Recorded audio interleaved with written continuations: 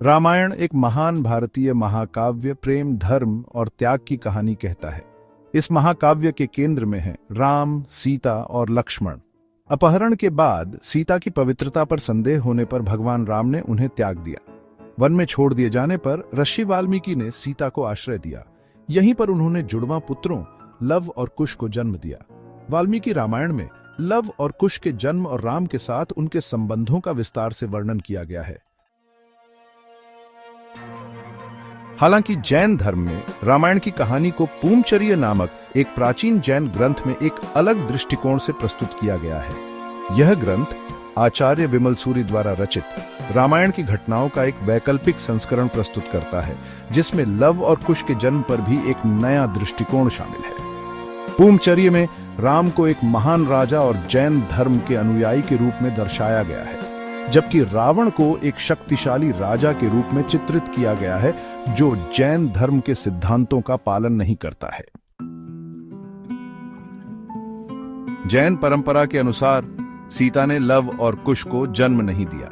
पूमचर्य कहता है कि सीता अपनी पवित्रता साबित करने के लिए अग्नि में प्रवेश कर गई। हालांकि अग्निदेव ने उन्हें अपने पास रखने के बजाय उन्हें एक सुरक्षित स्थान पर पहुंचा दिया। यहीं पर सीता ने 2 दिव्य रत्नों को जन्म दिया। ये रत्न बाद में 2 मानव शिशुओं में बदल गए, जिन्हें ऋषि वाल्मीकि ने पाया और अपना नाम लव और कुश रखा। जैन ग्रंथों में अग्नि परीक्षा का वर्णन नहीं है। इसके बजाय सीता को स्वेच्छा से अग्नि में प्रवेश करते हुए दर्शाया गया है ताकि वह अपनी पवित्रता साबित कर सके। यह जैन धर्म के अहिंसा के सिद्धांत के अनुरूप है, जो किसी भी प्राणी को नुकसान पहुंचाने से मना करता है। पूमचर्य में राम को सीता की पवित्रता पर कभी संदेह नहीं होता है।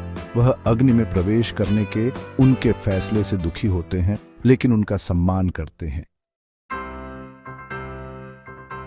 सेक्शन 5 लव कुश दिव्य आत्माएं। जैन रामायण में लव और कुश को सामान्य मनुष्य के रूप में नहीं बल्कि दिव्य आत्माओं के रूप में दर्शाया गया है। उनका जन्म एक चमत्कार था और वे असाधारण गुणों से संपन्न थे।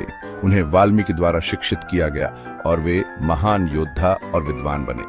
उन्होंने अपने पिता राम से मुलाकात की और अयोध्या लौटने से पहले कई वर्षों तक उनके साथ रहे।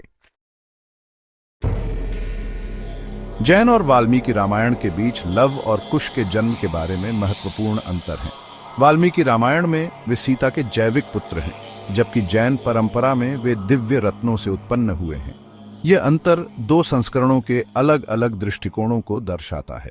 वाल्मीकि रामायण मानवीय रिश्तों और भावनाओं पर केंद्रित है, जबकि जैन रामायण आध्यात्मिकता और अहिंसा के सिद्धांतों पर जोर देती है। लव और कुश की कहानी जैन दृष्टिकोण से हमें क्षमा और अहिंसा के महत्व के बारे में सिखाती है। सीता ने राम द्वारा त्याग दिए जाने के बावजूद उनके प्रति कोई द्वेष नहीं रखा। इसी तरह राम ने भी सीता की पवित्रता पर कभी संदेह नहीं किया और हमेशा उनका सम्मान किया। यह कहानी हमें सिखाती है कि हमें कठिनाइयों का सामना धैर्य और करुणा के साथ करना चाहिए। लव और कुश के जन्म की कहानी की विभिन्न व्याख्याएं भारतीय संस्कृति की विविधता को दर्शाती हैं। विभिन्न समुदायों और धार्मिक परंपराओं ने इस कहानी को अपने दृष्टिकोण और मान्यताओं के अनुसार अपनाया है। यह विविधता हमारी संस्कृति की समृद्धि का प्रतीक है और हमें सिखाती है कि सत्य के कई पहलू हो सकते हैं। अंततः लव और कुश के जन्म की कहानी प्रेम, त्याग, धैर्य और क्षमा की कहानी है। यह कहानी हमें सिखाती है कि हमें कठिनाइयों का सामना धैर्य और करुणा के साथ करना चाहिए और अपने आदर्शों पर अडिग रहना चाहिए। हालांकि जैन और वाल्मीकि रामायण के संस्करण अलग अलग हैं, दोनों ही हमें मूल्यवान नैतिक और आध्यात्मिक पाठ सिखाते हैं जो आज भी प्रासंगिक हैं।